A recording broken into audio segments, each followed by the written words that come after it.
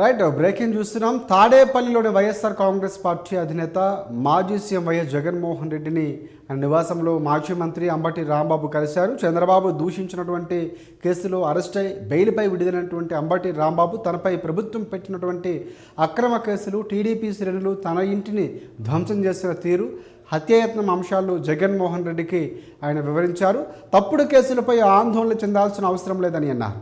చట్టపరంగా ఎదుర్కొందాం అని మాజీ ముఖ్యమంత్రి కూడా భరోసా ఇచ్చినట్లు అక్కడ తెలుస్తోంది.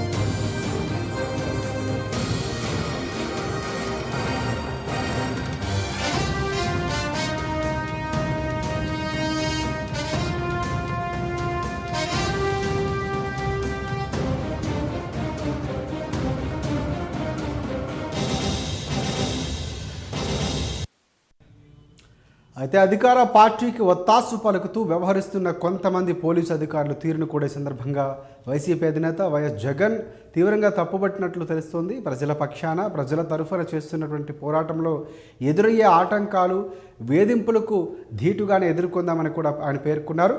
ప్రజలకు అండగా నిలుద్దాం, పార్టీ నాయకులు, కేడర్ ఆందోళన చెందాల్సిన అవసరం లేదని కూడా జగన్ తెలిపారు.